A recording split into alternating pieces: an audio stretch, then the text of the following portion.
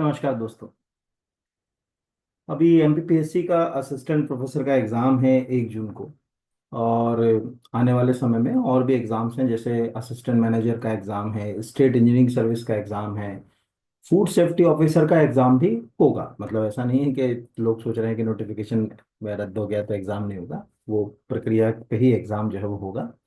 और जो भी 1 डे एग्जाम है जिनमें 5 यूनिट का, जो अगर कहा जाए, उन्होंने एक सेपरेट सिलेबस कॉमन बनाया है। Just like MPPSC forest service में भी ये आपको हेल्प करेगा।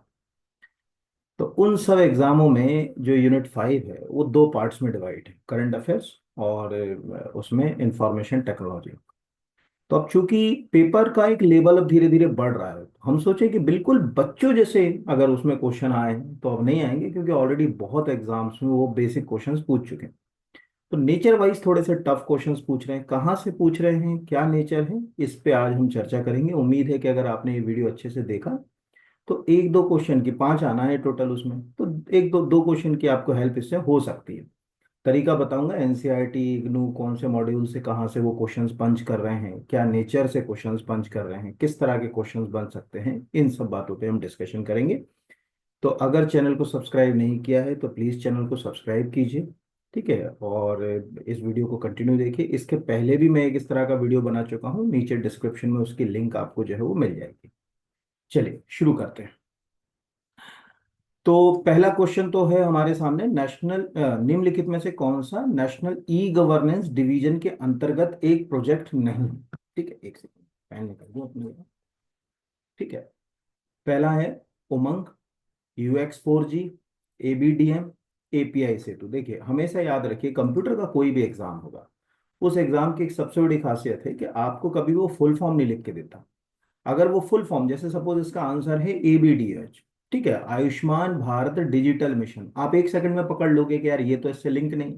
कभी भी अगर उसको मान के चलो HTML लिखना है तो हाइपर टेक्स्ट मार्कअप लैंग्वेज नहीं लिखेगा, वो HTML ही लिखेगा।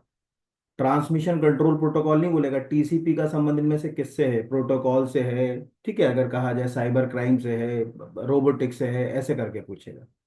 तो उम्मीद है कि जैसे आज भारत सरकार की ऑलमोस्ट जितनी एप्स हैं वो सब जो है वो लिंक कर दी योजनाओं को उसने उमंग ऐप के थ्रू। तो उमंग का जो है वो फुल फॉर्म, ठीक है, UX4G का फुल फॉर्म, ABDM का फुल फॉर्म, API सेतु का फुल फॉर्म आपको पता होना चाहिए। इसका आंसर है आयुष्मान भारत डिजिटल जो है मिशन। अब ये है क्या, देखिए पहले तो नेशनल ई गवर्नेंस डिवीजन को समझना पड़ेगा। ये क्वेश्चन भी मैंने आज आपके एग्जाम के लिए उठाया। जो इस ई गवर्नेंस को आप देख रहे हो उसको बेहतर बनाने के लिए हमने कई सारे प्रयास किए। जस्ट लाइक 2000 में हमने IT एक्ट लेकर आए, है ना, डिजिटल सिग्नेचर वगैरह की बात करी। फिर 2008 में हमने IT एक्ट में अमेंड किया। 2009 में गवर्नमेंट ऑफ इंडिया को ये फील हो गया कि भाई आर्ट के बाद जो IT एक्ट अमेंड हुआ था आर्ट का, उसके बाद फील हो गया कि यार अब हमको एक अलग सेपरेट ई गवर्नेंस के लिए काम करना है, सेपरेट। मिशन मोड प्रोजेक्ट तो चल रहे थे 2006 से, सेपरेट करना है। तो उन्होंने इस्टेब्लिश किया 2009 में नेशनल ई गवर्नेंस डिवीजन। जब ये national e governance division establish किया तो आपको स्क्रीन पे दिख रहा है, इस ई गवर्नेंस जो अगर कहा जाए डिवीजन के द्वारा क्या क्या चीजें हो रही है, स्क्रीन पे जितनी चीजें चल रही हैं सब ये डिवीजन जो है वो अभी मैनेज कर रहा है। जैसे डिजिटल लॉकर, उमंग है, ये जो स्क्रीन पे आप केवल नेशनल ई गवर्नेंस डिवीजन की वेबसाइट पे केवल 5 मिनट अपने मोबाइल पर अगर इसको ये चलता हुआ देख लो तो आपके दिमाग में आ जाएगा कि यार कौन कौन सी चीजें जो अगर कहा जाए ये कर रहा है। प्लस एक और बेनिफिट आपको इसमें मिलेगा, वो ये मिलेगा कि ये जो नेशनल ई गवर्नेंस डिवीजन है ये अभी क्या नए इनिशिएटिव, जैसे यहाँ पर आप स्क्रीन पे देखें ना, cyber security and privacy for governmental, जो अगर ये जो है अगर कहा जाए कब हो रहा है ये सबमिट, ठीक है, 2-4 अप्रैल को जो अगर कहा जाए तो आपको दिख रहा है कि 2 से 4 अप्रैल के बीच ये सब अब यही करंट अफेयर्स में क्वेश्चन आ जाएगा तो क्या करोगे। तो पहले तो देखें ये जितने प्रोजेक्ट हैं, आप चाहो तो कॉपी में नोट डाउन कर लो, जैसे डिजी लॉकर है, एंटिटी लॉकर है, उमंग ऐप है, ओपन फॉरेक्स है, माई स्कीम है, मेरी पहचान है, API सेतु है, इंडियन, ठीक है, अगर कहा रजिस्टर लॉकर है, UX4G है। ये जितने प्रोजेक्ट हैं ये नेशनल ई गवर्नेंस डिवीजन के थ्रू जो है वो मैनेज हो। ये पहला, हर एक प्रोजेक्ट के बारे में आपको थोड़ा बहुत पता होना चाहिए। जैसे अगर आप आज किसी डॉक्यूमेंट का PDF बनाना चाहते हो तो एक तो आपके पास ऑलरेडी बहुत सारे टूल हैं, लेकिन उन टूल्स में उलझन है। जैसे अभी आप देख रहे हैं पाकिस्तान से हमारे कॉन्फ्लिक्ट बढ़ रहे हैं, तो वो कह रहे हैं ना कि वो PDF पैटर्न पे जो अगर कहा जाए कि मैलवेयर जो है वो छोड़ रहे हैं देश के अंदर। तो यहाँ पर ये ओपन फॉर ये अगर आप इसके ऊपर चले गए, अब आपको क्या मिला, यही क्वेश्चन अगर आपको आ गया तो क्या करोगे? The open 4G platform build the provide the sharing the, ठीक है, reuse e governance application source code 2000 यहाँ पर। अब ये क्या क्या करेगा, कैसे करेगा, ये इसमें दिखाया गया। तो एक बार आपको ये पता होना चाहिए कि जो अगर कहा जाए डिवीजन में ये पूरे जो जितने प्रोजेक्ट हैं, जैसे इस क्लास में मुझे उम्मीद है कि दो चीजें तो आप सब यूज करते होंगे। एक तो डिजी लॉकर है ना, डिजी लॉकर का एक बेनिफिट ये है कि आप अपने डॉक्यूमेंट की डिजिटल कॉपी और वैलिड कॉपी रख सकते हो। आज आपको अपना जो अगर कहा जाए कि ड्राइविंग लाइसेंस लेके घूमने की जरूरत नहीं है, अपनी मार्कशीट लेके घूमने की जरूरत नहीं है, ठीक है, जहां तक कि कार बाइक की इंश्योरेंस पॉलिसी उसका आरसी भी लेके चलने की जरूरत नहीं, सब डिजी लॉकर में आप डिजिटल जो है वो प्रोडक्ट के रूप में रख सकते हो। तो आपको पता होना चाहिए कि डिजिटल लॉकर जो अगर कहा जाए, यहाँ पर ये लिखा हुआ है your document any time anywhere. Umang हम तो कहते हैं आप मत यूज करो, लेकिन उमंग को कम से कम एक बार डाउनलोड करके एक दो दिन चला के कम से कम दिमाग में रख लो कि उमंग क्या चीज है। क्योंकि एक तो मतलब आप सोचिए, आप में से कितने ऐसे हैं जिनको उमंग का फुल फॉर्म मालूम? ठीक है, मतलब हमको तो कई बार ये होता है कि हमको उमंग का फुल फॉर्म ही नहीं मालूम है, तो फिर कैसे जो है वो काम चलेगा? तो उमंग ये लिखा हुआ है unified mobile application for new age governance. अब सेम क्वेश्चन आ जाए कि इनमें से कौन सा उमंग का फुल फॉर्म है, तो क्या कर लोगे? तो इस तरह के क्वेश्चन, ये पहला आपको ये याद रखना है कि यहाँ पर आयुष्मान भारत डिजिटल मिशन इसके अंतर्गत नहीं है। नेशनल ई गवर्नेंस डिवीजन चल रहा है। इसके अलावा मिशन मोड प्रोजेक्ट में इसके पहले के कई वीडियो में आपको कई बार मिशन मोड प्रोजेक्ट पढ़ा चुका हूँ। कई बार, हर बार मिशन मोड प्रोजेक्ट का एक क्वेश्चन जो है वो 101% के आता है। तो वो मिशन मोड प्रोजेक्ट के लिए मैंने नेशनल ई गवर्नेंस की ही वेबसाइट है, यहाँ सिंपल टाइप करो मिशन मोड प्रोजेक्ट।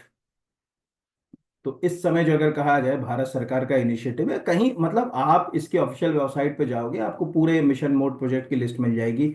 सेंट्रल के कौन से चल रहे हैं, स्टेट के कौन से चल रहे हैं, इंटीग्रेटेड कौन से चल रहे हैं। इंटीग्रेटेड का मतलब है कि जो दोनों चला रहे हैं यहाँ पर, वो मिशन मोड प्रोजेक्ट, वो आप पुराना मेरा कोई वीडियो देखोगे उसमें से मिशन मोड प्रोजेक्ट आप चाहें तो उठा लीजिए। इतना अगर आपने कर लिया तो आपको, मुझे नहीं लगता कि कहीं कोई जो है वो अगर कहा जाए दिक्कत आएगी। इन्हीं में से एक आध क्वेश्चन जो है वो हमेशा जो है वो पंच होता है या आता रहता है। अगले के ऊपर आते हैं, दूसरा क्वेश्चन है ना। अब दूसरा क्वेश्चन हमने लिया है एनसीईआरटी की बुक से, कहाँ से लिया वो भी बताएंगे, है ना। प्रश्न को समझें पहले, ठीक है। ये सिग्नल लाइनों का एक समूह है जो कंप्यूटर सिस्टम के भीतर सीपीयू और अन्य उपकरणों के बीच, ठीक है, नियंत्रण सिग्नल ले जाता है ना। Which is a set of signal line that carry control signal between the CPU and other device with in the computer system. कौन करता है? ठीक है, एड्रेस बस करता है, कंट्रोल बस करता है, डाटा बस करता है, या सब करते हैं? तो आंसर, इसका टेक्निकल आंसर है कंट्रोल बस। जो कंट्रोल बस है, आप ध्यान से देखो, कंट्रोल बस डायरेक्ट जो है वो सीपीयू से कनेक्ट, ठीक है, मतलब उसका जो मेन कंटेंट है वो अगर कहा जाए डायरेक्ट, उसका मेन ही काम ये है यहाँ। अब आप कहोगे ये प्रश्न लिया कहाँ से, ये फोटोग्राफ लिया कहाँ से? तो देखिए एनसीईआरटी, आप ज्यादा मत पढ़ो लेकिन एनसीईआरटी के क्वेश्चन आते हैं। ये आपको एनसीईआरटी की कंप्यूटर साइंस की बुक है स्क्रीन पर। पिछले कई सालों से इस बुक से कितने भी क्वेश्चन जो है वो पंच हो चुके हैं इसी में। अब आप कहोगे कहाँ से सर आपने डाउनलोड करी? अरे आप एनसीईआरटी जो अगर कहा जाए कि वेबसाइट पे चले जाइए, 10th 11th 12th की ऑफिशियल वेबसाइट से बुक डाउनलोड कर लीजिए, उसी के ऊपर डालिए। मैं भी क्या कहूँ, ये नई लेटेस्ट है 2025-26 की। इसको अगर हम ध्यान से देखें, ठीक है, इसमें से आते ही है क्वेश्चन, इसी में से अभी एमपीपीएससी में इसी में आ रहे हैं, है ना। तो यहाँ पर लिखा हुआ है data transfer between memory and CPU. अब वो ये बोल रहा है कि ठीक है, data transfer between different component of the computer system using physical wire called बस। जो चीज आपके पास, जो आपको मालूम होगा कि जो कॉर्ड आपके घर में रखी है, यूएसबी कॉर्ड, जिसको अपन यूनिवर्सल सीरियल बस, उसका नाम ही बस यूनिवर्सल क्यों कर रहे हैं? क्योंकि अगर आपके पास सी टाइप का केबल है तो दुनिया में जितनी सी टाइप की डिवाइस होंगी सब में कनेक्ट होगा, इसीलिए नाम है यूनिवर्सल, है ना। तो यूनिवर्सल सीरियल बस, जो अभी आपने देखा होगा सी टाइप में 12-12 के सेट में 24 पिन का होता है वो ऐसे। और जहां पर आप उसको लगाते हो उस जगह को बोलते हैं नोड। नोड मतलब होता है देसी भाषा में गठान, है ना, जैसे अपन टाई की नोट लगाते हैं ना, वैसे आप उसको नोड से याद रख सकते हैं। तो वो बस है, पहला तो ये क्वेश्चन हो गया। For the example, bus use to data transfer between a USB port and hard disk between hard disk. अब वो ये बोल रहा है कि ये हार्ड डिस्क के साथ अगर आप कनेक्ट करोगे तो तीन तरह से ये डाटा ट्रांसफर करती है। Data bus to transfer data between different component, यानी डाटा बस का काम है पूरे कंप्यूटर के अलग अलग कंपोनेंट के बीच डाटा ट्रांसफर। ऐसी बहुत सारी अगर कहा जाए केबल्स आपने अपने कंप्यूटर के मदरबोर्ड से कनेक्ट हुई देखेंगे। Address bus to the transfer address between CPU and main memory, ये भी क्वेश्चन आ सकता है। ठीक है, कि सीपीयू और उसके बीच में जो है वो मेन मेमोरी के बीच में कौन कर रहा है। एंड थर्ड वन अगर कहा जाए control bus to communicate control signal between the different component of the computer, all these three bus जो है वो कलेक्टिविटी सिस्टम बस यहाँ पर। तो इसमें मेन जो बस है वो है आपका कंट्रोल बस। तो अगर आप खाली कंट्रोल बस, एक सिंपल है, अगर आप कंट्रोल बस भी टाइप करोगे तो जो बात यहां से, अगर जैसे सपोज मान के चलिए आपने कंट्रोल बस, मतलब इतना कॉमन है कंट्रोल बस कंप्यूटर के अंदर, एक तो तीनों आपको याद रखना। अब ये यहाँ पर है ना, तो ये क्या लिखा है, a control bus is a computer architecture the pathway set of the buyer to carry control signal using coordinate the synchronize. अब बाकी तो बहुत सारी चीजें इसमें मिल जाएंगी यहाँ पर। इस तरह से हमें समझ पड़ा कि किसी भी कंप्यूटर के अंदर, यानी यहाँ से आपका एक दो तीन क्वेश्चन होगा। पहला तो ये आ गया कि इनमें से कितने तरह की बसें काम करी, तो डाटा बस, एड्रेस बस, कंट्रोल बस। दूसरा, बस का क्या, बस की डेफिनेशन आपको समझ पड़ी यहाँ पर, है ना। तो ये फिजिकल वायर जो है वो अगर कहा जाए, इसको अपन बस बोल रहे हैं यहाँ पर, इसको आप यूएसबी के नाम से जानते हो। एक क्वेश्चन आपको मैंने ऐसे ही बता दिया कि भाई जो अभी, अरे सॉरी, अभी जो हम लोग जो अगर कहा जाए यूएसबी यूज कर रहे हैं, उन यूएसबी में, जो इस समय यूएसबी हम लोग यूज कर रहे हैं, उन यूएसबी के अंदर हम सी टाइप यूएसबी कर रहे हैं, जिसमें 12 12 के, इसके पहले वाले में मैं बता चुका हूँ कि जो पोर्ट्स होते हैं वो टोटल 24 जो है वो पिन होंगी उसके अंदर। ऐसे क्वेश्चन जो है वो आपको आते हैं एग्जाम में, इन्हीं में से कोई ना क्वेश्चन जो है वो आपको क्वेश्चन बनेगा। वो क्या बनेगा वो देखने वाली बात है। चलिए अगले क्वेश्चन की ओर जाते हैं। निम्नलिखित में से किस साइबर अपराध में डीएनएस सर्वर के साथ कंप्रोमाइज करते हुए एक उपयोगकर्ता को एक असुरक्षित वेबसाइट पर पुनर्निर्देशित किया जाता है। अब यहां पर आप समझिए ये है साइबर क्राइम। एक तो जब ये क्वेश्चन आएगा तो आपको समझ ही नहीं पड़ेगा ये प्रश्न क्या कर रहा है, मतलब कह क्या रहा है। ये मतलब डीएनएस सर्वर से वो आपको जो है वो डाइवर्ट करेगा, और डाइवर्ट करके कहीं दूसरी जगह ले जाएगा किसी फेक वेबसाइट पर। उसको क्या बोलते हैं, उसको डीएनएस पॉइजनिंग कहा जाता है। अब ये डीएनएस पॉइजनिंग है क्या, इसके लिए हमको जाना पड़ेगा, ठीक है, यही कंप्यूटर की बुक पर। ठीक है, एनसीईआरटी की बुक है, पूरा आपको दिख रहा है नेटवर्क सिक्योरिटी के ऊपर हम यहाँ पर ये चले गए। तो एनसीईआरटी की जब इस बुक के ऊपर जाते हैं, हम सीधे वहीं जाएं जहां पर हमारे काम का, जिससे प्रश्न वो उठाते हैं वो मैं आपको बता रहा हूँ, है ना, साइबर सेफ्टी के बारे में जो है।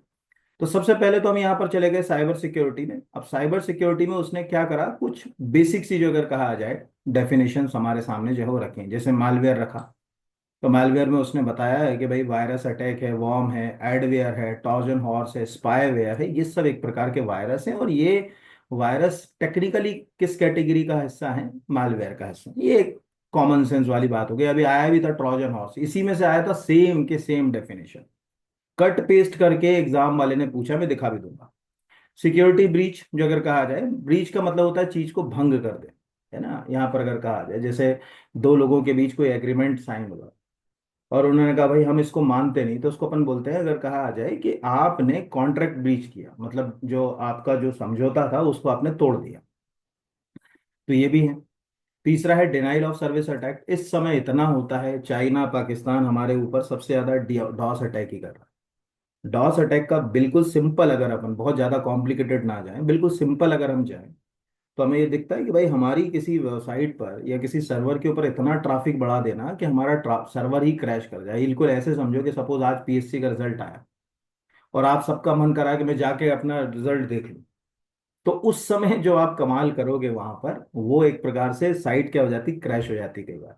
तो वैसा ही जो अगर कहा आ जाए यहाँ पर, और फिर है सेशन हाईजैकिंग, और आखिरी है डीएनए पॉइजनिंग, विच ट्रिगर कहा जाए। तो आंसर जो अगर कहा जाए, अगर वो आपको अनसेफ वेबसाइट की ओर ले जा रहा है, तो जो है वो उसको डीएनएस पॉइजनिंग कहा जाए। अब आप समझिए जो मैं कहना चाह रहा हूँ। पहले तो ये जो डेफिनेशंस हैं, आप चाहे तो स्क्रीन रोक कर नोट कर लीजिए, है ना, क्योंकि कई बार क्या करते हैं वो इन्हीं में से, जैसे यहां से इतना उठाएगा और पूछेगा ये क्या है, डिनाइल ऑफ सर्विस अटैक है, सिक्योरिटी ब्रीच है, मैलवेयर है, ठीक है, सेशन हाईजैकिंग है, क्या है वो, ऐसे जो अगर कहा जाए यहाँ पर, ये पूछता है। जैसे अभी मैं बताता हूँ, जैसे मालवेयर, अब मालवेयर के अंदर उसने यहाँ पर क्लासिफाई करी अलग अलग यहाँ पर।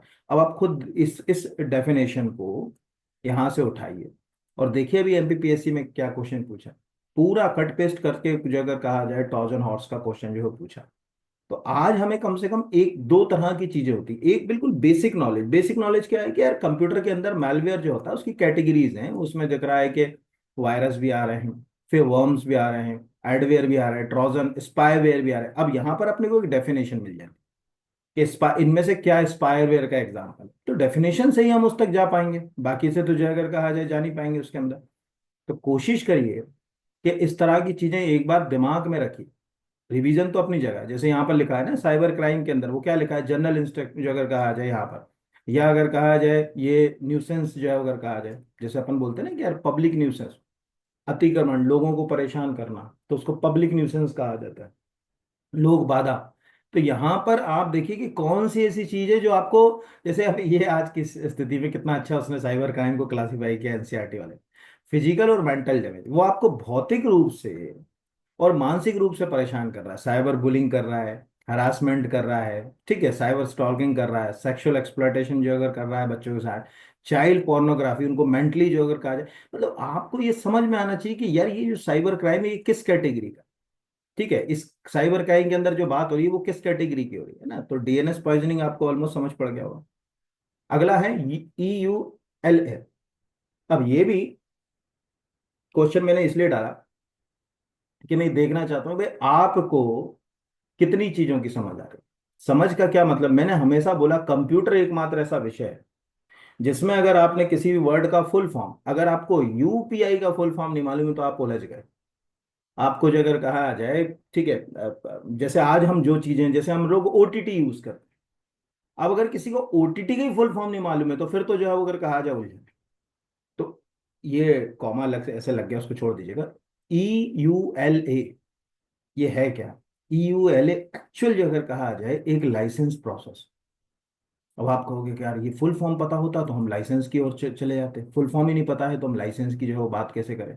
तो मैं इसी एनसीईआरटी में कुछ चीजें मैंने इसलिए जानबूझ के इसको इस तरह से फाइल को डिजाइन किया इस बार, कि एनसीईआरटी बच्चे तो देखते ही नहीं, हम तो कोशिश करते हैं कि कहाँ से क्या क्या क्वेश्चन जो है वो आ सकते हैं एक एक चीज को। तो लाइसेंस जो अगर कहा जाए, सॉफ्टवेयर लाइसेंस में कई तरह के जो है वो सॉफ्टवेयर्स होते हैं, जैसे ओपन सोर्स सॉफ्टवेयर होते हैं, ठीक है, कोई उसके लिए आपको कोई मेहनत नहीं करना, पैसा नहीं खर्च करना, फ्री वेयर है जिसके लिए कहीं कोई पैसा नहीं करना, शेयर वेयर है, आप किसी को जो अगर कहा जाए कॉपीराइट है, ठीक है यहाँ पर। लेकिन जो अगर कहा जाए कि आप किसी को दे सकते हो कि भाई आप 4 दिन चला के देख लो, 5 दिन, तो कई बार किसी कंपनी के द्वारा कहा जाता है ना कि भाई हमारा फलाना प्रोग्राम है, आपको 1 हफ्ते के लिए हम एक जो है अगर कहा जाए ट्रायल बेसिस पे देख रहे हैं, ये शेयर वेयर में आ जाएगा। यहाँ पर फ्री वेयर है, उठाओ यूज करो, कोई दिक्कत नहीं, जो अगर कहा जाए यहाँ पर। ओपन वेयर कोई लाइसेंस की जरूरत नहीं, ये जो ओपन सोर्स और जो अगर कहा जाए फ्री वेयर में अंतर इतना ही होता है, फ्री वेयर जो भी होंगे उनमें भी लाइसेंस चाहिए। जैसे आज आज आप जो मतलब जैसे कहते हैं ना कि एंड्रॉइड के प्लेटफॉर्म से कोई सॉफ्टवेयर डाउनलोड करते हैं तो वो लाइसेंस ही है वो फ्रीवेयर यहाँ पर। और ओपन सोर्स कहीं से भी आप ले लो, कोई जो अगर कहा जाए कि बिल्कुल उपलब्ध है, कहीं कोई कॉपीराइट का आपको उल्लंघन की जो है वो ज्यादा तकलीफ उसमें नहीं। अब यहाँ पर जो लाइसेंस के पैटर्न्स हैं उनको आप ध्यान से देखो। अगर आपको GNU का फुल फॉर्म पता है या GPL का फुल फॉर्म में पता है, जैसे लिखा ना जनरल पब्लिक लाइसेंस, तो आपका क्वेश्चन गलत नहीं होगा। लेकिन अगर मान के चलिए कि वो यही पूछता कि GPL लाइसेंस का संबंध इनमें से किससे है, तो अब आप दिमाग आपका चलता है कि यार कंप्यूटर की बात कर रहा है कि काय से। जैसे यहाँ लिखा हुआ है, जो मैंने ये प्रश्न जो पूछा था वो ये प्रश्न है, एंड यूजर लाइसेंस एग्रीमेंट। तो end user license agreement indicate the term under which end user में भी यूज द सॉफ्टवेयर। यहाँ इस तरह से उसने बताया कि भाई जो आज हम कंप्यूटर यूज करते हैं उसमें कई तरह के सॉफ्टवेयर यूज कर रहे हैं। कुछ सॉफ्टवेयर ओपन सोर्स हैं, कुछ जो है वो फ्रीवेयर है, कुछ शेयरवेयर है। अब यही प्रश्न अगर एग्जाम वाला पूछ ले कि किसी सॉफ्टवेयर को, ठीक है, लिमिटेड ट्रायल बेसिस पर जब अगर कहा जाए कंज्यूमर्स को प्रोवाइड कराया जाता है तो उसे कहा जाता है ओपन सोर्स, फ्रीवेयर, शेयरवेयर, क्या कहा जाता है, तो हम कंफ्यूज हो गए। तो इस तरह से कई पैटर्न्स हो सकते हैं। बस मैं आपसे रिक्वेस्ट ये करूंगा कि जब भी आप पढ़ें तो आप फुल फॉर्म जरूर पढ़ें। आप फुल फॉर्म नहीं रखोगे याद तो जो अगर कहा जाए कि उलझने जो है वो उसमें होंगी ही होंगी हमको कहीं ना कहीं। तो इसमें ही एक प्रकार का सॉफ्टवेयर लाइसेंस है जो हमको पता होना चाहिए था, ठीक है, मैंने यहाँ लगा भी दिया है इसी एनसीईआरटी का जो है अगर कहा जाए यहाँ पर। फिर अगला जो है वो निम्नलिखित में से किसे लोगों, प्रौद्योगिकियों, प्रक्रियाओं और जो वो नीतियों के संग्रह के रूप में देखा जाता है जो डेटा के कुशल, ठीक है, उपयोग की सुरक्षा प्रदान करने में और प्रबंधन करने में मदद करता। अब ये समझिए जिनका ये जो असिस्टेंट प्रोफेसर वाला ये जितने भी लिखे हुए हैं, इसका कोर्स भी है हमारे पास, टेस्ट सीरीज भी है, टेस्ट सीरीज तो इतनी जानदार है कि आप उसको लगा लो बस। और उसमें बेनिफिट हम अपनी तरफ से ये दे रहे हैं कि इकोनॉमिक सर्वे नया वाला हमने पूरा जो 14-15 लेक्चर वो डाल दिया। उसके टेस्ट भी और आके डाल दिए, वो भी 499 की, कोई चाहे तो ऐप से परचेस कर सकता है। यहाँ पर assistant professor, food safety officer, assistant director, ठीक है, state engineering service, deputy director, class 1 class 2 mining officer, ठीक है, असिस्टेंट रजिस्ट्रार, ऐसे जितने भी एग्जाम है सब में ये कॉमन है ना, वहां पर ये सिलेबस। उसमें उन्होंने एक टॉपिक जोड़ दिया अभी, जिसका नाम है डेटा साइंस। ठीक है, तो अब चूंकि डेटा साइंस जोड़ दिया तो आपको पता होना चाहिए कि उसकी डेफिनेशन क्या है, तो इसको बोलते हैं डेटा गवर्नेंस, है ना। यहाँ पर अगर आप इसको देखें, व्हाट इज, जो अगर कहा जाए डाटा गवर्नेंस, है ना, तो ये लिखा हुआ है डाटा, ठीक है, data governance can be through as a the collection of the people, technology, process, policy that protect, help या manage the efficient use of data. ये एनसीईआरटी के अंदर 9th क्लास में बुक है, एनसीईआरटी की, उस बुक में ये डेफिनेशन, अगर आप वो बुक देखोगे उसके अंदर ये डेफिनेशन दी, मैं दिखाता हूँ आपको वो बुक, कि आपको वहां से समझ पड़े, बस एक सेकेंड। अब देखिए, ये 9th क्लास की बुक है, डाटा साइंस की। ठीक है, ये डाटा साइंस की बुक को अगर आप ध्यान से देखेंगे, बेसिक जो आपके सिलेबस की रीड है ना वो फुलफिल करती है। एनसीईआरटी की वेबसाइट पे जाके आप 9th, मतलब जो बुक मॉड्यूल्स हैं उसमें 9th क्लास पे जाओगे तो आसानी से मिल जाएगी। ठीक है, उसकी कोई मेहनत नहीं है, आप मतलब अगर कंप्यूटर को यूज कर रहे हो तो इतना मुझे लगता है कि सबको जो है वो आना चाहिए। इसमें सब कुछ है, what is data, data versus information, क्या चीज़ है। छोटी छोटी क्वेश्चंस इसमें आपको ऐसे मिलेंगे, जैसे डाटा की डेफिनेशन आपको मिल सकती है कि क्या हो सकता है, तो इसमें हमको हर चीज़ आ सकती है, रीड राइट स्पीक, जो भी चीज़ें जो अगर कहा जाए हम रोजमर्रा की जिंदगी में कर रहे हैं वो सब डाटा की डेफिनेशन में आ सकता है। वो हो सकता है यही क्वेश्चन पूछ ले कि इनमें से कौन सा डाटा की डेफिनेशन में जो है वो नहीं आएगा या आएगा, कितने फॉर्म में जो है वो अगर कहा जाए हमारे पास डाटा है, क्या क्या उसके पैटर्न यहाँ पर।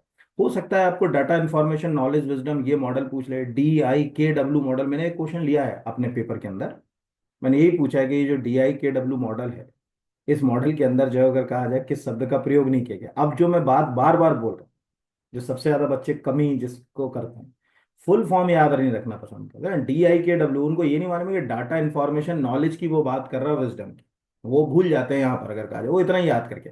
तो हमें ये जो है वो अगर कहा जाए ये बकायदा माइक्रोसॉफ्ट से के साथ ये काम करें। माइक्रोसॉफ्ट आज की स्थिति में दुनिया की सबसे वैल्यूएबल कंपनी हो गई, एप्पल को पिछा पछाड़ कर जो है वो परसों आपको मालूम होगा कि अमेरिका की सबसे बड़ी कंपनी बन गई।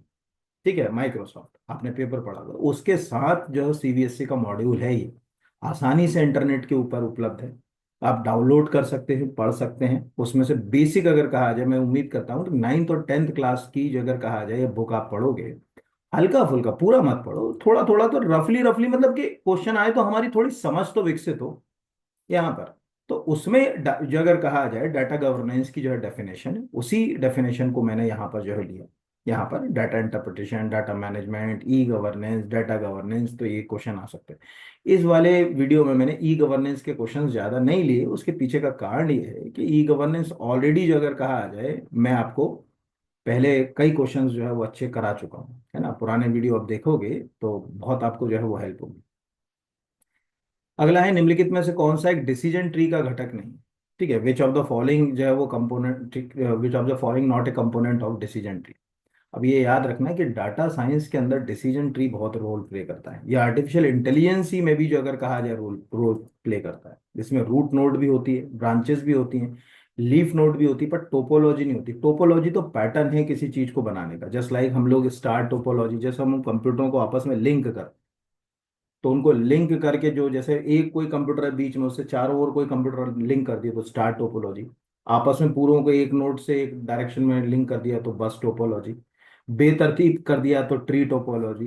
तो टोपोलॉजी इसका आंसर नहीं ना। तो पहला तो ये आपको पता होना चाहिए, मतलब नॉर्मली जैसे कोई पूछेगा कि क्या डिसीजन ट्री करके कोई चीज है, कि यस, डिसीजन ट्री जो आप स्क्रीन पे देखो तो ये दिख रहा होगा, decision tree the flow chart like the structure.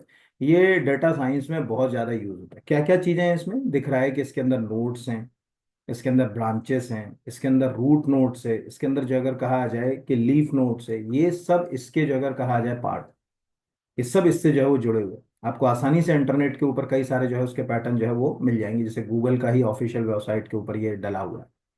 तो ये भी आपसे पूछा जा सकता है, यानी क्वेश्चन डिसीजन ट्री वाला इसीलिए लिया क्योंकि ये आपकी उसी बुक का हिस्सा है। कुछ क्वेश्चंस मैंने इसमें मध्य प्रदेश के इकोनॉमिक सर्वे की भी उठा लिए, आप कहोगे कि कंप्यूटर पढ़ रहे कि इकोनॉमिक सर्वे पढ़ रहे, तो इकोनॉमिक सर्वे में भी कंप्यूटर है, जैसे ये दिख रहा होगा। मध्य प्रदेश में एकल नागरिक डाटाबेस समग्र निम्नलिखित में से किस एक का उदाहरण है? सिंगल सिटीजन डाटाबेस समग्र। ऑलमोस्ट इस क्लास में जितने लोग अगर एमपी के इस वीडियो को देख रहे हैं, तो उन सब के पास समग्र आईडी होगी। आज मध्य प्रदेश सरकार की किसी भी स्कीम का लाभ उठाने के लिए हमें समग्र की जरूरत पड़ती, क्योंकि गवर्नमेंट अपने सिटीजन को जो चीज देना चाह रही है वो उस तक जा रही है कि नहीं जा रही। कहीं बीच में ऐसा तो नहीं हो रहा है कि उसमें कोई करप्शन हो रहा है, या बीच में कोई जो है वो लीकेज है जिसके कारण वो योजना का लाभ उसको नहीं मिल पा रहा। इन सब के लिए G2C, गवर्नमेंट टू कस्टमर या गवर्नमेंट टू कंज्यूमर, जो भी आप कहना चाहो, दोनों बेसिक मॉडल जो है वो है समग्र का। अब आपको ये प्रश्न है कैसे, तो हमने ओरिजिनल इकोनॉमिक सर्वे को लिया। ओरिजिनल इकोनॉमिक सर्वे में लिखा हुआ है मध्य प्रदेश शासन ने, ठीक है, शासन और उपभोक्ता यानी गवर्नमेंट एंड कंज्यूमर के बीच संपर्क को मजबूत करने के लिए अपनी सामाजिक सुरक्षा पहल के रूप में समग्र के रूप में जाने वाले एकल नागरिक डाटाबेस, अब चूंकि डेटा साइंस आपको है तो डेटा साइंस है तो ये आएगा, विकसित किया है। समग्र श्रमिक वर्ग, गरीब, बुजुर्ग, बेटी, विधवा, परित्यक्त महिला, दिव्यांगजन, मतलब इतना ही नहीं, आज किसान को भी अगर मान के चलिए अपनी फसल सरकार को बेचना है, सोसाइटी के थ्रू बेचना है, ठीक है, मिनिमम सपोर्टिंग प्राइस पे बेचना है, समग्र आईडी की जरूरत पड़ती ही है। यहाँ तक कि स्टूडेंट्स को भी आज फॉर्म भरने तक में समग्र आईडी लगने लगी। तो उससे दो फायदे, एक तो ये है कि सरकार के पास आपका रिकॉर्ड है, किसको जो है वो लाभ में रखना है किसको नहीं रखना है, ये यहाँ पर अगर कहा जाए, ये उससे क्वेश्चन उठाया। दो क्वेश्चन मैंने उसी से उठाया है ना, जैसे ये दूसरा क्वेश्चन भी मैंने वहीं से उठाया आपके लिए। इस क्वेश्चन की भी जो अगर कहा जाए नेचर वैसी है। मध्य प्रदेश क्लाउड नीति 2024 किसके द्वारा तैयार की गई, है ना। अब आप में से आपको मालूम है क्लाउड कंप्यूटिंग आप पढ़ रहे हो, एक टॉपिक है पूरा के पूरा यूनिट 5 के अंदर क्लाउड कंप्यूटिंग। क्या हमें पता है कि वो क्लाउड कंप्यूटिंग में क्लाउड पॉलिसी किसके द्वारा जो है तैयार की गई? तो पहले तो देखिए मध्य प्रदेश में इस समय साइंस टेक्नोलॉजी यानी जो कंप्यूटर वाला जो टॉपिक आप पढ़ रहे हो उसके लिए 3 इंस्टीट्यूट काम कर रहे हैं। हो सकता है सेम क्वेश्चन पूछ ले कि इनमें से कौन सा संस्थान मध्य प्रदेश में विज्ञान एवं प्रौद्योगिकी के क्षेत्र में काम नहीं करे। पहला तो आपको दिख रहा है एमपी, जो अगर कहा जाए state electronic development corporation, MPSCDC. Almost Madhya Pradesh की कुछ मिले ना मिले, कभी कोई क्वेश्चन आ जाए तुक्का लगाने का मन करे कि भाई ये फलाना जो है वो सॉफ्टवेयर किसने डेवलप किया या फलानी ऐप किसने डेवलप करी, मध्य प्रदेश में कुछ भी आ जाए, अगर लग रहा है कि यार मैंने नहीं सुना, तो सीधे एमपीएससीडीसी मारना, सीधे। ठीक है, मतलब अगर कहा जाए, अगर मैं रेशो की बात करें इन तीनों में, तो आईटी से संबंधित जितना भी computer information technology science technology में 90% हिस्सा इसके पास, एमपीएससीडीसी के पास। दूसरा है मध्य प्रदेश जो है वो जो अगर कहा जाए विज्ञान प्रौद्योगिकी परिषद।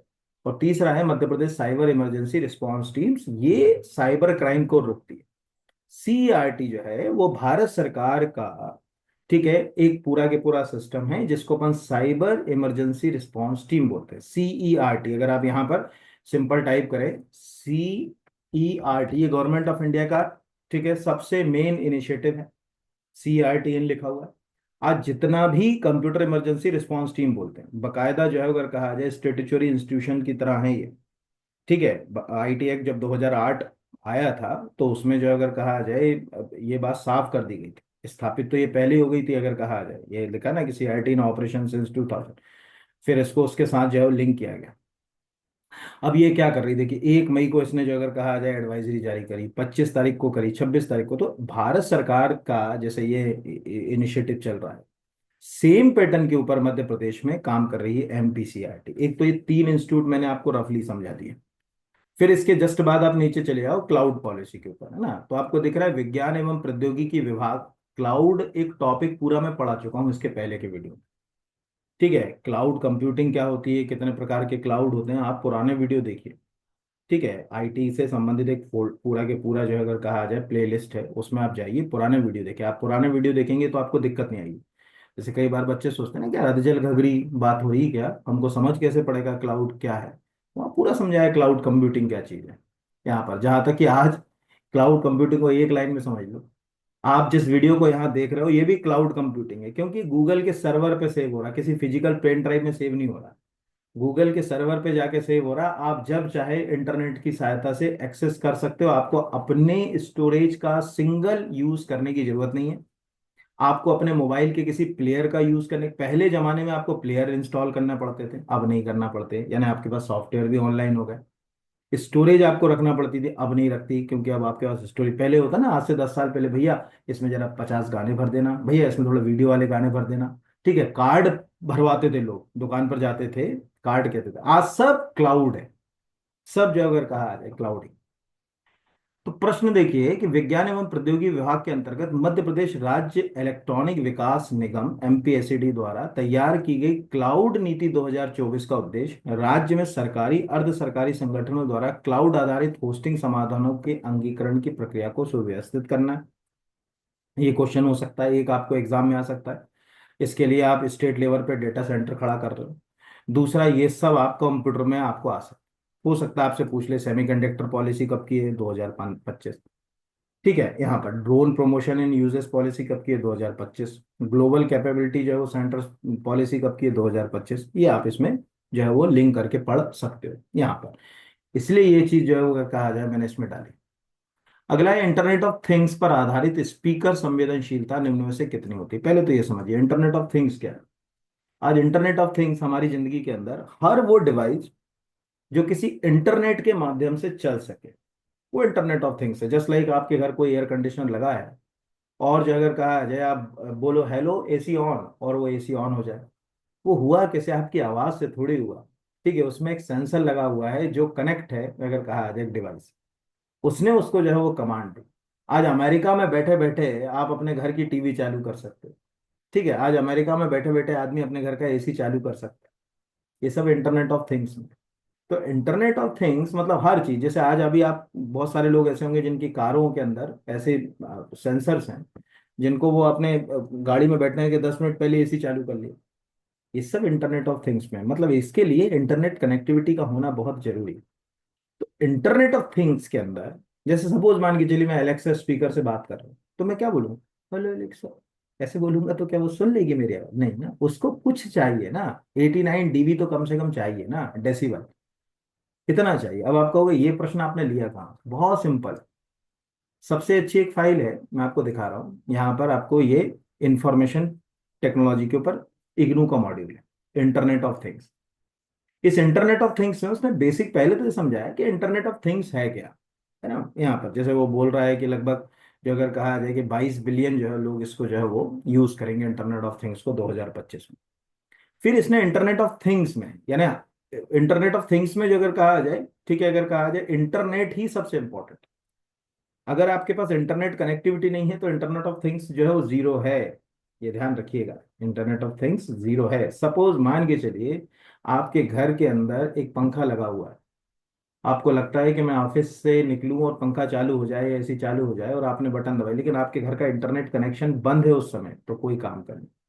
आजकल वेब किम लगते हैं, internet based, internet of things based. ठीक है, आपके घर नेट ही बंद है तो वो कैसे आपको जो अगर कहा जाए लाइव सर्वेलेंस तक लेकर जाए। ठीक है, तो जैसे कई बार आपने एक वर्ड सुना होगा ना कि कहीं कई जगह जो कैमरे होते हैं, सीसीटीवी कैमरे, वो ठीक है वेब बेस्ड होते हैं, ऑनलाइन होते हैं, वो कितना हैकेबल है। मैनुअली ये तो हैक नहीं कर सकते। मैनुअली केबल वाला है, उसका कहीं इंटरनेट से आपने कनेक्शन उसका जोड़ा ही नहीं, तो कोई हैक नहीं कर सकता। कैसे, वो लाइनें काटना पड़ेगी और कुछ नहीं होगा उसमें। तो इंटरनेट ऑफ थिंग्स में जैसे हम यहाँ नीचे गए, तो इसमें कई सारे कैरेक्टरिस्टिक्स हैं उसके, ये भी एक क्वेश्चन मैंने लिया। ठीक है, कनेक्टिविटी है, ठीक है, उसमें सेंसिंग है, मॉनिटरिंग है, डाटा प्रोसेसिंग है, ऑटोमेशन एंड कंट्रोल है। ये जितने भी हैं ये सब इंटरनेट ऑफ थिंग्स के अंदर जो अगर कहा जाए उसके कैरेक्टरिस्टिक्स हैं, जो अभी मैं आपको दिखाऊंगा। एक क्वेश्चन मैंने इसका लिया है नीचे। फिर उसने क्या करा, इंटरनेट ऑफ थिंग्स को, ये भी आप इग्नू का मॉड्यूल है, internet of things IGNOU book करोगे तो आसानी से इग्नू के मॉड्यूल के ऊपर मिल जाएगी। इसमें वो इग्नू के मॉड्यूल में इंटरनेट ऑफ थिंग्स में एक एक जो हम चीजें यूज कर रहे हैं, जैसे अगर कहा जाए, उसने कहा कि भाई सेंसर यूज कर रहे हैं, तो अब साउंड सेंसर यूज कर रहे हैं, तो वो लिख रहा है कि भाई साउंड सेंसर जो अगर कहा जाए, आपने कोई स्पीकर खरीदा घर के लिए जो इंटरनेट ऑफ थिंग्स है, हाय एलेक्सा, तो आपके पास क्या होना चाहिए, तो 89 डीबी सिग्नल जो है प्रेशर लेवल पर वॉट कम से कम होना चाहिए सेंसिटिविटी के लिए। तब तो वो आपको सुन पाएगा। जैसे मैं आपको यहाँ प्रैक्टिकल करके दिखाता हूँ, जैसे यहाँ पर मैं गया, यहाँ अब देखिए ध्यान से ना, आगे बढ़ा ली गई योजनाओं को आप समझ पा रहे हो? उसने आधा ही टाइप किया, लेकिन इसी को भारत सरकार के द्वारा एग्जैक्ट टाइप किया। सेंसिटिविटी है ना। तो जो उसके अंदर जो है वो सेंसर कैसे काम करेगा। अभी मैं बिल्कुल धीरे धीरे बोलूँ, बिल्कुल धीरे, आपको ही ना सुनाए, यहाँ पर मैं बोल तो रहा हूँ, आपको आई नहीं आवाज। मेरे द्वारा की गई गतिविधियों को कैसे निर्धारित किया जाए। तो ये जो बात है ना, हर चीज कुछ ना कुछ उसके ऊपर टिकी हुई है ना। तो यहाँ पर क्या लिखा है ना, सेंसिटिविटी ऑफ 89 डेसिबल, है ना। डीबी एग्जैक्टली आपको मालूम होगा कि उसकी साउंड इंटेंसिटी जो होती है उसकी यूनिट है। हर्ट्ज उसकी फ्रिक्वेंसी की यूनिट है ना। तो जो ग्राहम बेल थे, उनके सम्मान में जो अगर कहा जाए, ये डेसिबल जो है वो बेल, डीबी, बी में बेल है, ग्राहम बेल के सम्मान में है, उनको सम्मान देने के लिए। तो ये जो अगर आप कहीं भी इसको इतना सिंपल, इतना कट करके भी जो अगर कहा जाए सर्च करोगे, तो आपको ये पता चलेगा। आजकल ऐसे क्वेश्चंस आने लगे, और कहीं भगवान के घर से उतर के नहीं आ रहा है, ये नॉर्मली बुकों में लिखे हुए। ये लिखा हुआ है सेंसिटिविटी ऑफ 89 डीबी, ठीक है, 1 watt at 1 metre considered the average in the most speaker. जितने स्पीकर्स हैं वो उनके अंदर जो है वो हम इसको इस्तेमाल करते हैं, वहां पर ऐसी जो माइक्रो जो अगर कहा जाए उसमें यूज करेंगे। तो चीजें बहुत इंपॉर्टेंट रोल प्ले करती हैं कि हम किसकी बात कर रहे हैं। तो आपको सेंसिटिविटी के बारे में पता होना चाहिए, रेजोल्यूशन के बारे में पता होना चाहिए, लीनियरिटी के बारे में पता होना चाहिए। ये आप यहाँ से देख सकते हो। ये ही इंटरनेट ऑफ थिंग्स का टॉपिक है जो एग्जाम में जो अगर कहा जाए आजकल क्वेश्चन जो है वो आ रहे हैं। तो ये तो बेसिक्स था, जो मैंने कहा कि अगर कोई टफ क्वेश्चन जो है वो पूछना चाहे। अगला मैंने थोड़ा सा पुराना लेके गया उसी फाइल के अंदर से। 2016 में इंटरनेट ऑफ थिंग्स पर आधारित एआई होम ऑटोमेशन जार्विस को निम्नलिखित में से किसके द्वारा नियोजित किया गया। आंसर जो है वो है मार्क जुकरबर्ग। अब ये क्यों लिया मैंने, तो अगर मैं इस इंटरनेट ऑफ थिंग्स की ये जो फाइल आपको दिख रही, अगर इसके हिस्टोरिकल बैकग्राउंड पर जाऊं, मतलब इसका एक इतिहास है इंटरनेट ऑफ थिंग्स का, कि भाई ये इंटरनेट ऑफ थिंग्स जो है वो हम तक आया तो कैसे आया, ये तो पूरा के पूरा ये लिखा हुआ है यहाँ पर। बट इसकी जब हिस्ट्री के ऊपर हम जाते हैं कि कैसे कैसे इंटरनेट ऑफ थिंग्स हमारे पास आया, विकसित हुआ, तो इसमें जो अगर कहा जाए मार्क जुकरबर्ग के जॉर्विस का भी एक अच्छा खासा उल्लेख है इसमें। आप नीचे जाओगे तो मिल जाएगा पेज, तो मुझे भी धीरे धीरे करके ढूंढ के आपको जो है वो बताना पड़ेगा कि इसका जो हिस्टोरिकल बैकग्राउंड है वो कैसे शुरू हुआ, क्या हुआ वहां पर। लेकिन अगर आप सिंपल अगर कहा जाए इतना जो है वो जारवेसी टाइप करोगे 2016, तो आपको पता चल जाएगा कि उन्होंने बताया था। मतलब उस समय ये केवल एक अप्रोच थी उनकी, मार्क जुकरबर्ग की। उनको लगता था कि आने वाले समय में हम इंटरनेट की सहायता से अपने जीवन को आसान बनाएं। तो उन्होंने अपने घर की बहुत सारी डिवाइस को बताया था कि देखिए मेरा पंखा इससे चल जाता है, मेरा जो अगर कहा जाए टीवी इससे ऑन हो जाता है। ये उन्होंने जॉर्विस के बारे में जो अगर कहा जाए यहाँ पर बताने की कोशिश करी। तो टेक्निकली ये दिख रहा है इन 2016, जो अगर कहा जाए, ये यहाँ पर Elon Musk also built the AI system name Jarvis in 2016। यहाँ पर इसका उद्देश्य था कि घरों में उपयोग की जाने वाली चीजें, ये एक पूरा वीडियो है 2 मिनट का, आप देखोगे तो आपको मिल जाएगा कि हम कैसे इनसे अपने भविष्य को सरल बनाएंगे। उस समय तो लोगों को लगता होगा कि बेतुकी सी बात, कि हम जो अगर कहा जाए अपने मोबाइल से टीवी ऑन कर सकते हैं, मोबाइल से पंखा ऑन कर सकते हैं, एसी ऑन कर सकते हैं, अपनी कार का एसी ऑन कर सकते हैं, अपनी कार को देख सकते हैं कहाँ खड़ी है। तो अब तो बच्चों बच्चों की चीज हो गई। तो कोई चीज कहीं से निकल कर आई है ना, तो लिखा ना मीट जॉर्विस, ठीक है। Mark Zuckerberg Monday introduce the world to Jarvis the artificial intelligence system, ठीक है। फेसबुक चीफ क्रिएट यहाँ पर, ये इंटरनेट ऑफ थिंग्स पर बेस्ड है यहाँ पर। तो ये क्वेश्चंस ऐसे ही आपको आते हैं, और ये उस बुक में है जो मैं आपको बता रहा हूँ वहां पर। फिर जो अगर कहा जाए निम्नलिखित में से कौन सी इंटरनेट ऑफ थिंग की विशेषता नहीं है। ऑलमोस्ट ठीक है, ऑटोमेशन है, खुद चल सकता है यहाँ पर अगर कहा जाए। एफिशिएंस है, energy efficiency internet of things device की सबसे अच्छी विशेषता है। ठीक है, वो आप कभी भी इंटरनेट ऑफ थिंग्स डिवाइस को देखेंगे, वो ऑटोमेटिकली जो अगर कहा जाए एनर्जी एफिशिएंसी मोड पर चली जाती हैं कुछ समय के बाद। उनको डिजाइन ही इस तरह से किया जाता है कि वो लंबे समय तक चल सके। फॉर एग्जांपल, आप ऐसे समझ लीजिएगा कि आपके पास कोई एलेक्सा का डिवाइस या कोई डिवाइस है जिसके अंदर सपोज एक बैटरी लगी, तो आप उसके साथ कम्युनिकेट नहीं कर रहे हैं, तो वो जो है वो स्लीप मोड पे चला जाएगा, और जैसे ही आप कम्युनिकेट करेंगे वो एक्टिव हो जाएगा। तो एनर्जी, ठीक है। यहाँ पर सेल्फ कॉन्फिग है ये, यहाँ पर अगर कहा जाए, ये मैंने इसी से उठाया। ये जो आपको दिख रहा है कि आपने, मैंने बोला कि मैंने कहाँ से उठाया, तो ये यहाँ पर आपको जो ई गवर्नेंस का मॉड्यूल दिख रहा है इसमें ऊपर, तो आप चाहो तो इसी के पूरे कैरेक्टरिस्टिक्स जो है वो अंदर मत जाओ, ठीक है। इसमें अंदर जाने का कुछ नहीं, आपको बस ये होना चाहिए हाँ कि कनेक्टिविटी काय से कनेक्ट होगा, निश्चित रूप से इंटरनेट की जरूरत तो पड़ेगी कनेक्टिविटी के लिए, और जिन डिवाइस से जोड़ना। सेंसिंग, निश्चित रूप से इसको सेंसर्स की जरूरत पड़ेगी, अलग अलग तरह के, जो अगर कहा जाए ऑडियो वीडियो कई तरह के जो है सेंसर्स इसमें इस्तेमाल जो है वो लोग हम लोग करेंगे। ऐसे ही जितने पॉइंट्स हैं यहाँ पर, उसकी यूनिक आइडेंटिटी होगी, क्योंकि वो एक आईपी एड्रेस से कनेक्ट होगी, वो 10 आईपी एड्रेस के साथ कनेक्ट नहीं होगा, एक आईपी एड्रेस से होगा, तो हम उससे उसके बारे में पता कर सकते हैं। मतलब सीधी सी बात है, आपके घर चल रहे, जो अगर कहा जाए एसी को आप अमेरिका में बैठ के ऑपरेट कर रहे हैं, तो कोई दूसरा व्यक्ति तब तक, जब तक कि वो आपके आईपी एड्रेस से जो डिवाइस लिंक है वो नहीं एक्सेस करेगा, तब तक नहीं कर सकता। हाँ, हैकर तो कुछ भी कर सकता है, यहाँ पर अगर कहा जाता है वो हैक कर सकता है आईपी एड्रेस के थ्रू उसको, वो एक अलग मुद्दा है। पर बुनियादी बात हमको जो समझ पड़ी वो ये समझ पड़ी, तो ये एक क्वेश्चन है। फिर अगला, इसके लिए ये जो क्वेश्चन है ये आधा है यहाँ, इसका आधा हिस्सा पढ़ने के लिए आपको जाना पड़ेगा, अगर कहा जाए इसका पुराना वाला वीडियो जिसमें मैंने क्लाउड कंप्यूटिंग को समझाया है, टाइप ऑफ क्लाउड कंप्यूटिंग के लिए यहाँ पर। अब ये प्रश्न है क्या, पहले तो समझ लें, निम्नलिखित में से किस फायरवॉल अटैक को क्लाउड कंप्यूटिंग के तहत, आपको मालूम होगा कि अनऑथराइजेशन कोई भी हो, या अनऑथराइज्ड एक्सेस बोले, अनऑथराइजेशन थोड़ा शब्द अच्छा नहीं, अनऑथराइज्ड एक्सेस आपके सिस्टम में सबसे इंपॉर्टेंट रूल करता है इसको रोकने का फायरवॉल, फायरवॉल की बड़ी रोल। तो आज हमारे पास एक तो ये हमारे सिस्टम में डला हुआ सॉफ्टवेयर हार्डवेयर बेस्ड फायरवॉल, लेकिन आजकल आपको क्लाउड बेस्ड फायरवॉल सर्विस भी मिलेगी। तो वो पूछ रहा है कि कंप्यूटिंग के तहत वेब एप्लीकेशन फायरवॉल सर्विस, अब आप ऑनलाइन फायरवॉल सर्विस भी ले सकते हैं, क्या रोक सकता है? ठीक है, क्रॉस साइट जो अगर कहा जाए स्क्रिप्टिंग, दूसरा एसक्यूएल इंजेक्शन। पहले तो आपको ये समझ पड़ गया कि ये दोनों ही एक प्रकार के क्राइम से जुड़ी चीज है। यहाँ पर एसक्यूएल इंजेक्शन, एसक्यूएल एक लैंग्वेज हो सकती है, SQL injection denial of service attack का इससे सीधा कोई सरोकार नहीं कि उसको रोक दे। और आप कहोगे ये है क्या, आपने लिया कहाँ से, तो ये गवर्नमेंट ऑफ इंडिया का नेशनल क्लाउड, पहले तो समझ लें कि हमारे पास जो नेशनल क्लाउड है उसका नाम है मेघराज, जो सरकार चला रही है। इसके अंदर कई तरह की सर्विसेज हैं जो इसके पहले वाले वीडियो में बता चुके, उसमें वो नीचे इन्हीं को थोड़ा थोड़ा, जैसे प्लेटफॉर्म एज ए सर्विस, आप किसी का प्लेटफॉर्म यूज कर रहे हैं तो यहाँ पर लिखा हुआ है कि आप क्या क्या प्लेटफॉर्म यूज कर सकते हैं। इंफ्रास्ट्रक्चर, आप अपना इंफ्रास्ट्रक्चर नहीं लगाना चाहते, ठीक है, आप अपना इंफ्रास्ट्रक्चर इंफ्रास्ट्रक्चर नहीं लगाना चाहते, तो आप क्या कर सकते हो, किसी दूसरे का सीपीयू, मेमोरी, डेस्क, ये सब आपके इंफ्रास्ट्रक्चर है।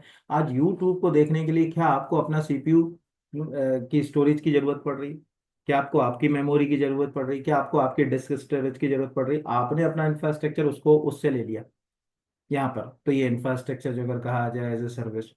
सॉफ्टवेयर एज ए सर्विस, एक जमाना था, मैंने आपसे क्या कहा था कि कई चीजों को एक्सेस करने के लिए आपको पहले क्या करना पड़ता था, सॉफ्टवेयर, जैसे ऐसे समझ, माइक्रोसॉफ्ट की वर्ड फाइल ओपन करने के लिए आपके सिस्टम में माइक्रोसॉफ्ट वर्ड होना चाहिए, ठीक है, एमएस वर्ड होना चाहिए, तब खुलेगा। लेकिन अगर किसी ने मेल पर कोई डॉक्यूमेंट भेजा है आपको, तब आप ऑनलाइन जो अगर कहा जाए वर्ड एप्लीकेशन के थ्रू खोल सकते हो, ऑनलाइन पीडीएफ एप्लीकेशन के थ्रू खोल सकते हो, ऑनलाइन वीडियो ऑडियो बहुत सारी एप्लीकेशन। तो सॉफ्टवेयर ऐसे आप सॉफ्टवेयर का यूज कर रहे हो तो आपको दिमाग में वहां रखना चाहिए, अच्छा ये सॉफ्टवेयर हैं इसमें आएंगे। इसी क्रम में नीचे जाओगे, अब चाहो तो स्क्रीनशॉट रोक कर, इसको रोक कर स्क्रीनशॉट ले लो, या आप इसको जो है वो नोट डाउन कर लो, क्या क्या चीजें जो है वो आज हमको क्लाउड कंप्यूटिंग में दे। तो यहाँ अगर हम जाएं तो वो लिखा है वेब एप्लीकेशन फायरवॉल सर्विस भी दे रहा है आपके सिस्टम को सिक्योर करने में। अब वो क्या बोल रहा है, the web application firewall will help the extra protection for the HTTP web based application with having applied the set of rules HTTP जो अगर कहा जाए, and cover common attack जो आपके सिस्टम को नुकसान पहुंचाते हैं। कॉमन अटैक वो क्या बोल रहा है, दो कॉमन अटैक बोल रहा है वो, एक बोल रहा है XSS क्रॉस साइट स्क्रिप्टिंग, और दूसरा जो अगर कहा जाए बोल रहा है SQL इंजेक्शन। अब आप सोचिए, आपको अगर मान के चलिए XSS का फुल फॉर्म लिखने को आ जाए, आप अगर आपने फुल फॉर्म याद नहीं करा तो अभी कभी एक्स को आप क्रॉस से तो जोड़ोगे नहीं, ये बिल्कुल वैसा होता है कि नाइफ को आप जो अगर कहा जाए पढ़ा है तभी के से शुरू होगे, निमोनिया को अगर आपने पढ़ा है तभी पी से शुरू करोगे, ठीक है, यहाँ पर अगर कहा जाए तो जो अगर ये एक उलझन जो है वो होती, तो ये हमारे दिमाग में, तो डाटा आज हम कहाँ यूज कर रहे हैं क्लाउड का, है ना, आप आज जो अगर कहा जाए एप्लीकेशन परफॉर्मेंस मैनेजमेंट सर्विसेज में यूज कर रहे हैं, आज artificial intelligence as a service में यूज कर रहे हैं इसके अंदर, ये सब अब मैं नहीं बोल रहा, ये गवर्नमेंट ऑफ इंडिया बोल रही अपनी मेघराज जो अगर कहा जाए नाम के, ये गवर्नमेंट क्लाउड है, इसके थ्रू ये बताना चाहते हैं। अब इसमें हमारे काम का क्या है, हमारे काम का जैसे यहाँ से हम चले गए, इसमें सबसे पहले तो देखें कि जिसके हम थोड़ा बहुत हल्का फुल्का पढ़ेंगे कि आखिर ये क्रॉस साइट जो है स्क्रिप्टिंग जो है वो है क्या चीज, मतलब समझ तो पड़ेगी जो अगर कहा जाए। तो जब हम अगर इंटरनेट पर गए तब हमको पता अच्छा अच्छा ये क्राउड साइट जो अगर कहा जाए ये मतलब यहाँ तो ये लिखा हुआ है कि एक प्रकार का अटैक है, सिक्योरिटी अटैक, आपके सिस्टम को नुकसान पहुंचा सकता है। ये लिखा हुआ है the cross site scripting is the web security अगर कहा जाए variability where the attack inject the miscellaneous script into the transit website such then the execute the victim browser dash dash dash dash और भी बहुत सारी चीजें उसके अंदर लिखी हुई यहाँ पर। तो टेक्निकली जो अगर कहा आ जाए अपने आप में हमको ये समझ पड़ा कि अच्छा ये उससे जुड़ा हुआ है, हमको पहले फुल फॉर्म ही नहीं मालूम थे, गवर्नमेंट कह रही है तो हमको पता चला अच्छा जो क्रॉस साइट स्क्रिप्टिंग। आप आसपास की चीजों से देखोगे, बहुत सारी चीजें हमारे आसपास घट रही है उससे हमारे सामने आती। फॉर एग्जाम्पल अभी इससे दो करंट अफेयर्स भी नहीं देखते मेरा वाला तो बच्चे जो उनको लगता है बहुत लेंदी पढ़ा दिया, एग्जाम इसी के ऊपर टिका। 10 क्वेश्चन में से जो 4 क्वेश्चन होते हैं ना वही आपको एग्जाम में टफ लगते हैं और वही आपकी मेरिट बनाते हैं, है ना। कंप्यूटर के जनक कौन थे, ये अगर मैंने पढ़ा दिया तो कुछ बहुत बड़ी तोप नहीं हो गई उसमें यहाँ पर, है ना। तो वो चीजों से बाहर निकल कर हमको पढ़ना। अभी 2 हफ्ते पहले मैंने करंट अफेयर्स में भी पढ़ाया था कि मध्य प्रदेश सरकार आर्टिफिशियल इंटेलिजेंसी के लिए क्या यूज कर रही है, कौन कौन से पैटर्न्स यूज कर रही है, वो सब बताए थे मैंने उसमें। तो ये यहाँ पर हो गया यहाँ। फिर अगला है ओपन एआई द्वारा विकसित डेल ई, इस समय बहुत यूज हो रहा है और बहुत न्यूज। डेल ई एक ऐसा मैं समझता हूँ कि प्लेटफॉर्म है जो आपको कई वर्चुअल, मैंने इसमें देखा था कि एक एवाकाडो जो होता है फल, उससे इसने एक वर्चुअल कुर्सी बना दी और उस कुर्सी के ऊपर एक व्यक्ति को बिठा दिया। मैंने कहा यार क्या क्या तो क्रिएशन हो रहा है। तो ये एक्चुअल डिजिटल इमेज के लिए, अब आपको ये तो मालूम है कि इस समय बहुत ज्यादा न्यूज में चर्चा में है अगर कहा जाए चैट जीपीटी ओपन एआई। तो कोई पूछे कि डेल ई जो आपको दिख रहा है डेल ई, यहाँ पर स्पेल थोड़ा सा डेल ई ऐसे ही आएगा, ये अगर जो है अगर कहा जाए DALL E can create original realistic image and art to text description, it can जो है कॉम्बिनेशन कंसेप्ट, और बाकी तो हमारे कोई काम का नहीं यहाँ पर इस समय। ये दुनिया भर की इमेज, अरे यार इसके पास जो अगर कहा जाए चैट जीपीटी करते ओपन एआई करते तो आपको जो है वो आंसर तक जो है वो ले जाता। ये स्पेल भी थोड़ा सा क्या है कि अपन ने गलत लिख दिया ना वहाँ, इसलिए।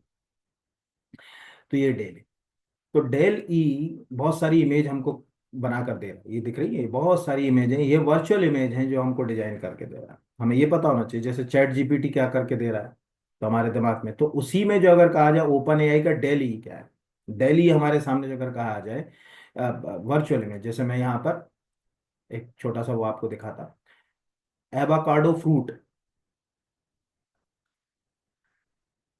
तो यहाँ पर अभी देखिए मैं आपको दिखा देता हूँ, उससे आपको समझ पड़ेगा मैं क्या कहना चाहता हूँ। जैसे आपने देखा होगा ये एवाकाडो, ऑलमोस्ट सबने इस फ्रूट को कभी ना कभी जो है वो देखा ही होगा। अब ये देखने में कुछ ऐसा दिखता है, उसने डेली ने क्या किया कि इसको उठाया और उससे उठाकर एक चेयर डिजाइन कर दी, मतलब कल्पनाशील था। ये दिख रही है चेयर, अब ये इसी से बनी हुई चेयरें हैं, ये एवोकाडो फ्रूट से बनी हुई चेयरें हैं, दिख रही होंगी जितनी भी अगर कहा जाए ये उसका क्रिएशन है।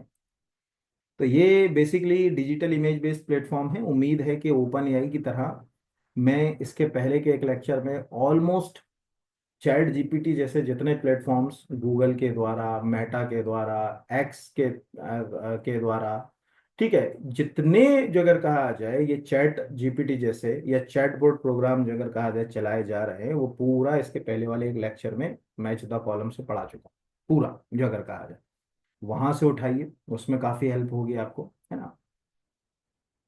फिर अगला है SNARC is related to which one of the following.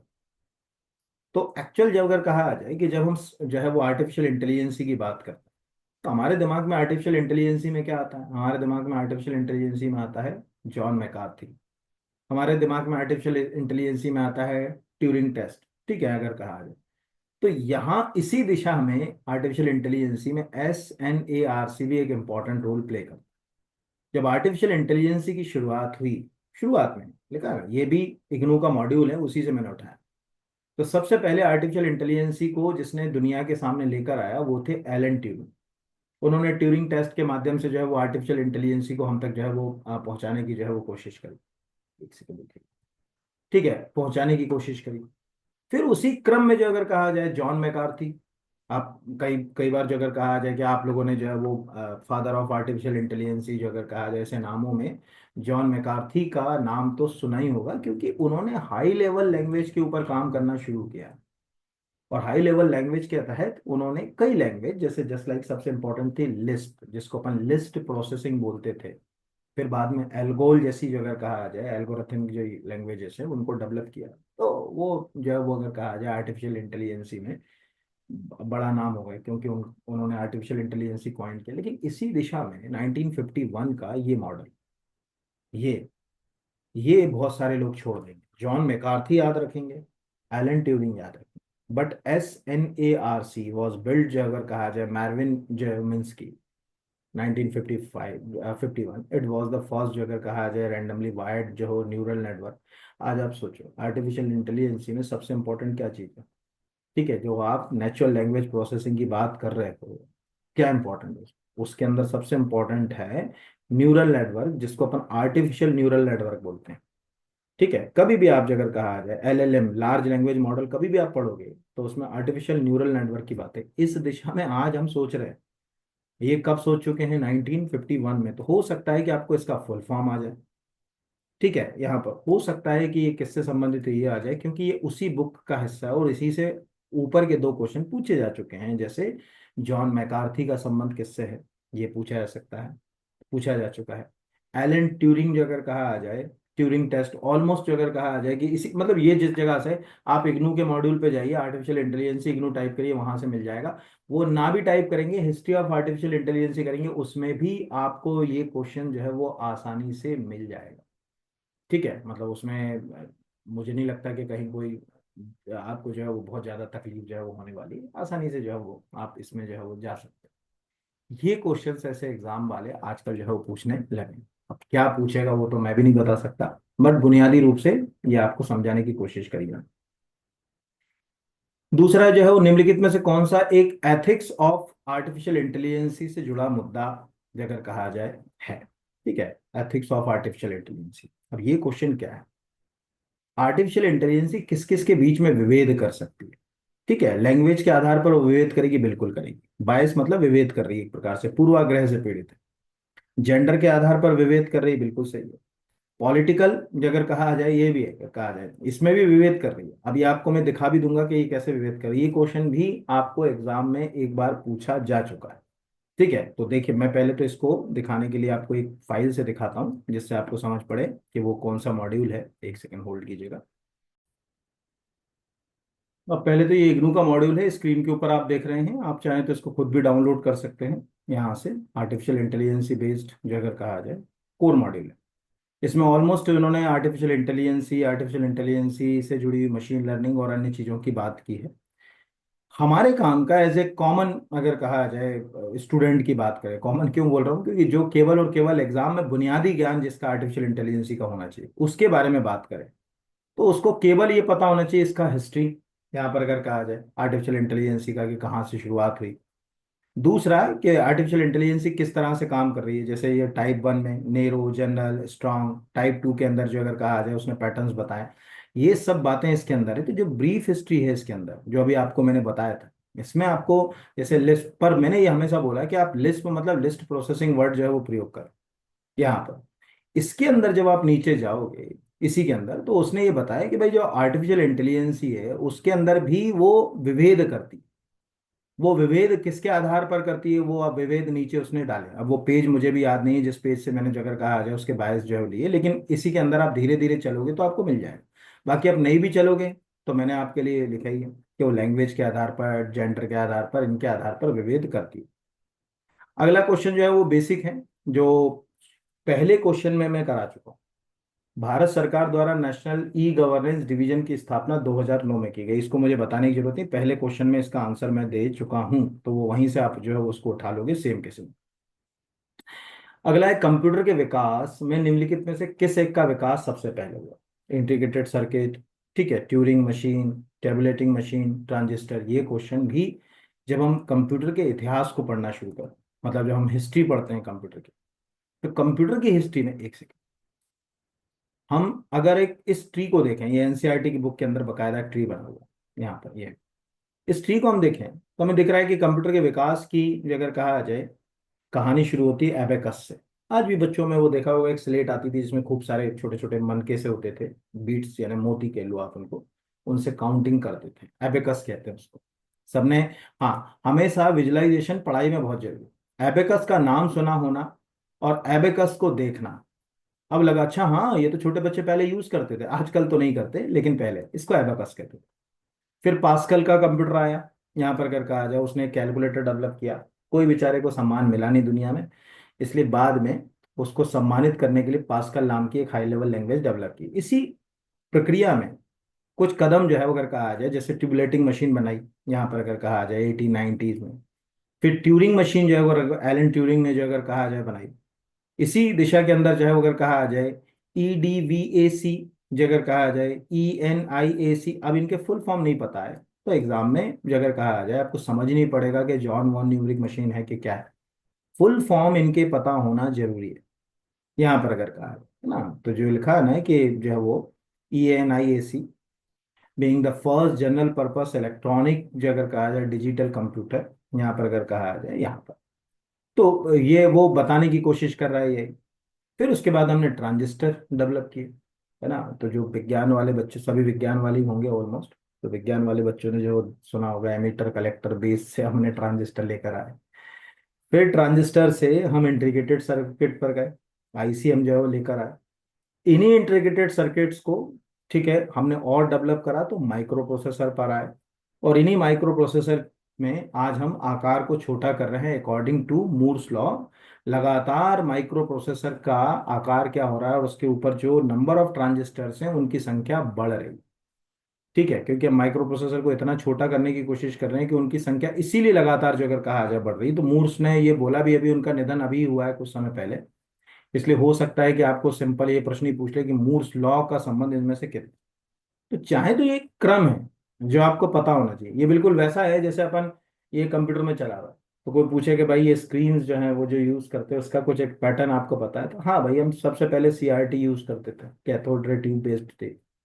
CRT को थोड़ा फिर बाद में अपग्रेड किया तो ट्रांजिस्टर बेस्ड आने लगे, जिसको थिन फिल्म ट्रांजिस्टर TFT कहने लगे। आज भी कार वगैरह के डैशबोर्ड में TFT स्क्रीन यूज होती।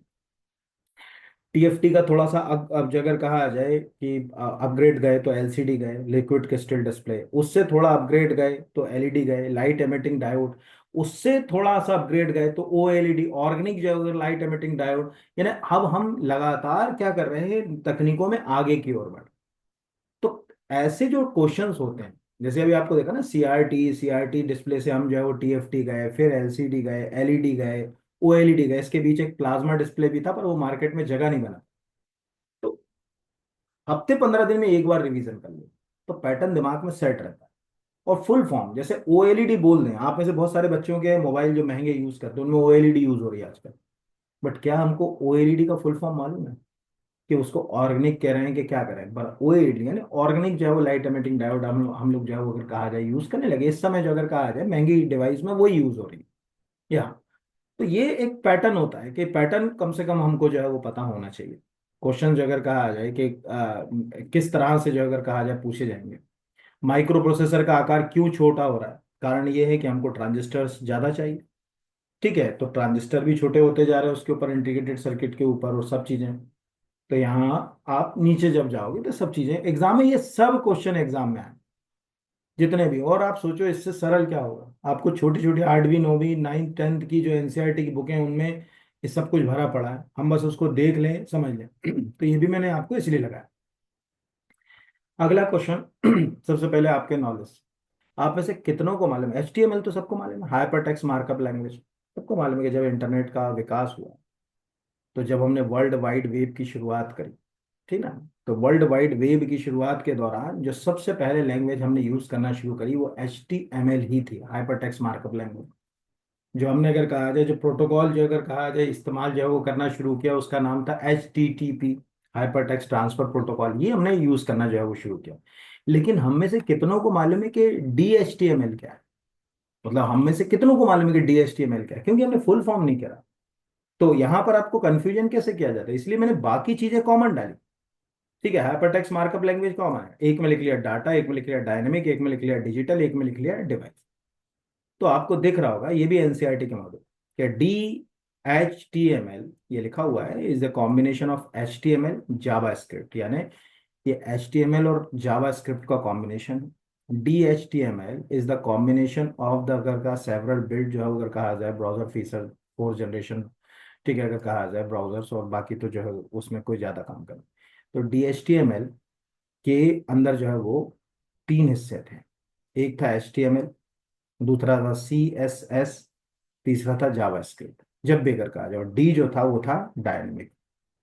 तो आज अगर आप DHTML कहीं भी देखो, कोई डायग्राम देखो, तो उसके 3 हिस्से देखो। एक दिखेगा HTML, एक दिखेगा CSS, एक दिखेगा जावा स्क्रिप्ट।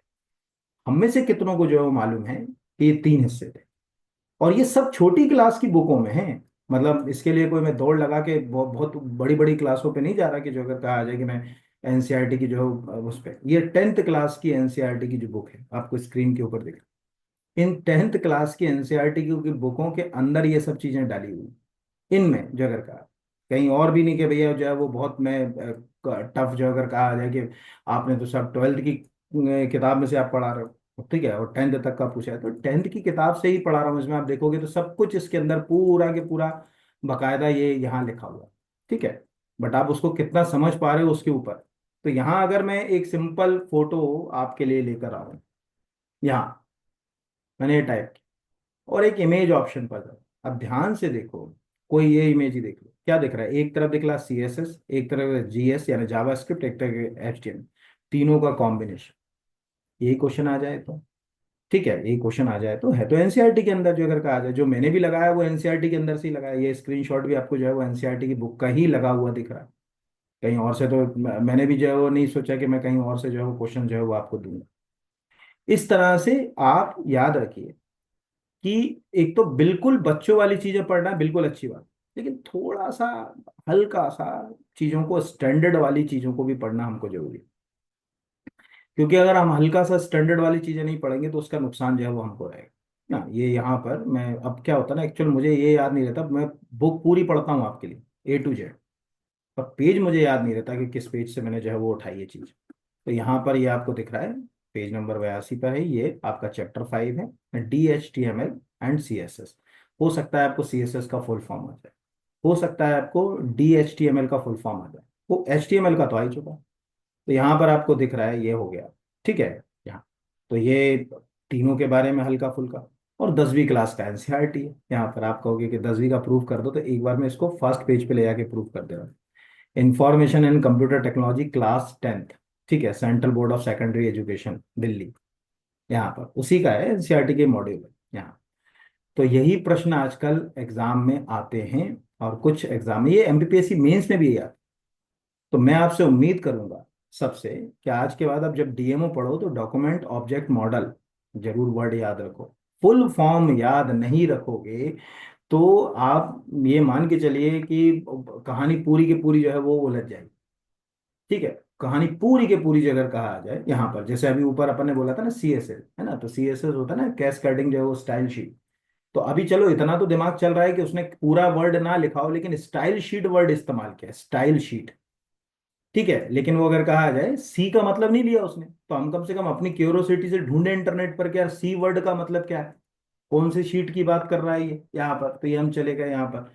तो उसने ये बता दिया कि अगर कहा जाए HTML में जो अगर कहा जाए शीट का इस्तेमाल, यूज द फॉर्मेट और लेआउट द वेब पेज के लिए हम लोग इसका इस्तेमाल करें, बहुत कॉमन अगर कहा जाए।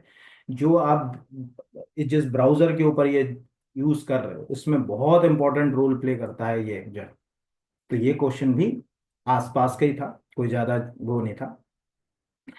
अगला है, निम्नलिखित में से कौन सा डाटा विज्ञान में पूर्वाग्रह का एक प्रकार है, यानी जो डेटा साइंस है उसमें भी आप जो अगर कहा जाए पूर्वाग्रह से पीड़ित हो, आर्टिफिशियल इंटेलिजेंस में तो हो, इसमें भी हो। तो इस ये जो अगर कहा जाए कि पूर्वाग्रह से पीड़ित हो तो कौन से हो, तो ये चारों ही जो अगर कहा जाए पूर्वाग्रह। अब आप कहोगे कि ये आपने कहाँ से लिया, यहाँ पर मतलब इसके बारे में भी कहीं कोई चीज है क्या। तो इसका भी एक सेकंड, ये सब मैं बंद कर दूँ जरा। यहाँ पर जब आप इस बुक के ऊपर जाओगे, इसमें बकायदा जो है वो ये डिस्क्रिमिनेशन की कहानी जो है वो लिखी हुई है। मेरे हिसाब से शायद 35 जो नंबर का पेज है, वहां पर आपको, या किसी नंबर के पेज के ऊपर आपको डाटा जो अगर कहा जाए बायस के बारे में जानकारी मिल जाती है। मैं चाहूँ तो रोक के दिखा भी दे दूंगा अभी होगा तो ये बेसिक सा था कि सिलेक्शन बायस, ठीक है, यानी आपको रफली रफली पता होना चाहिए, ज्यादा अंदर नहीं यहाँ पर। इस तरह से ये कहानी पूरी हुई। तो आज जो मैंने क्वेश्चंस लिए, चलिए ये वाला मैं आपको, ये विज्ञान के पूर्वाग्रह वाला ये वाला दिखा देता हूँ, एक सेकंड रुकिए, वो मुझे फाइल सिस्टम में से ओपन करना। वो डेटा साइंस है, उसमें चूंकि सब्जेक्ट जुड़ गया अभी आपका, इसीलिए तो ये लिखा हुआ है ना, वी कैन जो कैटेगराइज द कॉमन जो स्टेटिस्टिकल एंड अगर कहा आ जाए बायस, कितने तरह के पूर्वाग्रह है ना, तो सिलेक्शन है, लीनियरिटी है, कंफर्मेशन है, रिकॉल है, सर्वाइवर है, यहाँ पर इनको चाहो तो आप एक एक लाइन में पढ़ सकते हो। यहाँ पर अगर कहा जाए, ये सब पूर्वाग्रह हैं जो आज आप डाटा के अंदर जो है वो यूज करते हो। जो भी डाटा है उसके अंदर जो अगर कहा जाए कि किस तरह के पूर्वाग्रह से वो पीड़ित हो सकता है, कंफर्मेशन से हो सकता है, यस हो सकता है, रिकॉल से हो सकता है, हो यही सेम क्वेश्चन आपको पूछा जा सकता है। क्योंकि ऐसे ही क्वेश्चन इन्होंने क्या करा, अपनी बुक में बच्चों के लिए बना। तो क्या करता, पेपर सेटर वो सेम क्वेश्चन ही उठाता, लेकिन वो देखता अच्छा है ऐसा क्वेश्चन भी पूछ रहा है यहाँ पर, तो ये लिखा ना, ये which of the following is not a type of बायस, कौन सा एक पूर्वाग्रह का प्रकार नहीं। अब उसने जो अगर कहा अजय दिख रहा, सिलेक्शन अभी हमने पढ़ा, लीनियरिटी हमने पढ़ा, रिकॉल हमने पढ़ा, ठीक है, ट्रायल हमने नहीं पढ़ा, तो आंसर हो गया ट्रायल यहाँ पर। तो उसको लगा यार ये क्वेश्चन है, चलो मैं भी एक क्वेश्चन प्लान करता हूँ। उसने उठा के ऊपर से अगर कहा आ जाए कि क्वेश्चन को अपने तरीके से थोड़ा सा डिजाइन करके जो है वो प्लान कर दिया, इस तरह से ये क्वेश्चन जो है वो आपका तैयार हो। तो ये एक वीडियो बनाया मैंने आपके लिए, उम्मीद है कि इसी तरह के वीडियो मैं और लाता रहूंगा। बस शर्त ये रहती है कि वो गिव एंड टेक। चैनल को सब्सक्राइब कीजिए, नीचे कमेंट कीजिए, बुरा लग रहा हो, अच्छा नहीं लगता हो कि अरे यार नहीं बोर है, इतना टफ तो आएगा नहीं, तो मैसेज कीजिए। और मैसेज करने के बाद wait and watch, exam hall से निकलिए और क्रॉस चेक करिए, तो आपको उस बात का तो आंसर आपको मिल जाएगा कि क्या आएगा क्या नहीं आएगा यहाँ पर ना, क्योंकि वो वन लाइन वाले तो मैं पढ़ा नहीं पाता। किसी को लग रहा है कि अगर वो अभी असिस्टेंट प्रोफेसर का एग्जाम है जून का, तो इससे टेस्ट सीरीज से अच्छी कुछ नहीं मिलेगा। इकोनॉमिक सर्वे पूरा आपका तैयार हो जाएगा, उसके टेस्ट पूरे हो जाएंगे, उनको रिवाइज करके चलो, 15 क्वेश्चन श्योर शॉर्ट है कि आते हैं उससे। बाकी चीजें जो अगर कहा जाए सब नए मॉड्यूल के हिसाब से मैंने, जैसे ये कंप्यूटर का वैसा भी एक टेस्ट भी बना के डाला है अलग से पूरी बुकों से मिला जुला के, वो आप कर सकते हो ऐप से परचेस।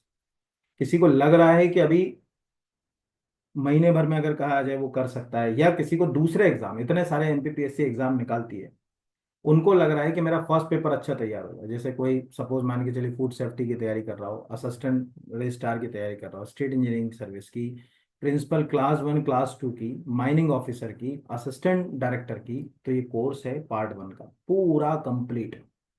पूरा, मैं इसमें लाइव क्लास भी लेता हूँ बच्चों की, पूरा मतलब इसके अलावा आपको कुछ देखने की जरूरत नहीं, अपने आप में कंप्लीट और परफेक्ट कोर्स है। लाइव जो है वो 2 वे कम्युनिकेशन के साथ में पढ़ाता हूँ उसका।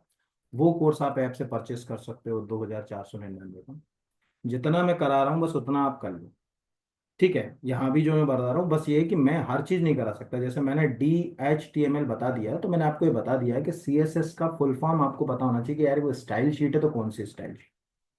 तो आप, जैसे एक सिंपल लॉजिक है, मैं कोई अतिशयोक्ति की बात नहीं, उप संचालक क्लास 1 क्लास 2 का मैंने, और एक अभी स्पेशल एग्जाम था हैंडलूम डायरेक्टर, मैंने बच्चों से कहा था कि जितना पढ़ा रहा हूं बस उतना ही कर लेना। इसमें 4 यूनिट का मैंने मॉड्यूल बनाया था, अभी भी ऐप के ऊपर है, अभी जिनका एग्जाम वो भी ले सकते हैं उसको, वो क्योंकि मैं अपडेट करूंगी इसको।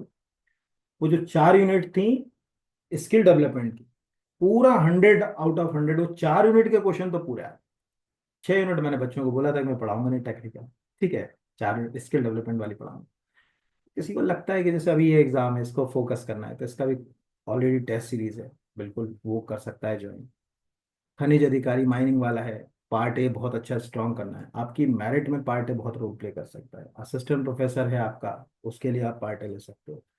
किसी का हिस्ट्री और पॉलिटी, उसके लिए तो बहुत हेल्पफुल हो सकता है, क्योंकि हिस्ट्री और पॉलिटी में आप जाइएगा, असिस्टेंट प्रोफेसर जो हिस्ट्री से दे रहे हैं और पॉलिटी से, एक एक वीडियो ओपन है। अभी मैंने 3 दिन पहले ही मध्य प्रदेश की रियासतों को फिर से पढ़ाना शुरू किया रिवीजन के साथ। पहला वीडियो, यूनिट नंबर जो अगर कहा जाए 1 के अंदर ओपन है, मध्य प्रदेश की रियासत नाम का एक फोल्डर दिखेगा, उसको एक वीडियो देखिएगा और अपना आंसर ढूंढ लीजिएगा कि आपको कितनी चीजें उससे सीखने को मिल रही हैं। चलिए, बहुत धन्यवाद। ईश्वर करे आपको सफलता मिले। खूब ईमानदारी से मेहनत करिए, उम्मीद है आगे बढ़िए। ऐसे ही वीडियो मैं लाता रहूंगा आपके लिए। करंट अफेयर्स के तो हर वीक में ला ही रहा हूँ, बट बच्चे 100 200 300 ही देखते हैं। पता नहीं कुछ कमी महसूस नहीं होती कि क्या मतलब, बोल गलत रहा हूं मैं। मुझे वो कमी जरूर महसूस होना चाहिए कि क्या कमी है कि आप नहीं देख। आप अगर मैसेज भी कर दो कि नहीं ये चीज़ तो आती ही नहीं, आप क्यों पढ़ा रहे हो, तो मैं उसको पैटर्न को बदल दूँ। पर जितना मेरा सोच जाता है, आप अगर कोई भी एक वीडियो उठा के देख लो, पेपर उठा के देख लो, तो आपको खुद आंसर्स मिलेंगे कि प्रश्न आ रहे हैं तो कहाँ से आए। तो क्यों आपको, अगर कहा जाए जो गैप है, वो तभी खत्म होगा जब टू वे होगा। आप कम्युनिकेट करिए, मैसेज करिए। जैसे अभी किसी बच्चे ने मुझे 3 दिन पहले मैसेज किया था कि सर एक आईटी का वीडियो बना दीजिए। ठीक है, आपका पिछला वाला वीडियो देखा था, एक और बना दीजिए। मैंने उसी को सोच कर ये वीडियो बनाया यहाँ पर अगर का। ठीक है। चलिए, बहुत धन्यवाद। और खूब ईमानदारी से मेहनत करिए, खूब अच्छी मेहनत करिए। भगवान चाहेगा तो आपको सबको जो है वो अच्छी सफलता जो है वो मिलेगी। धन्यवाद आप सभी को।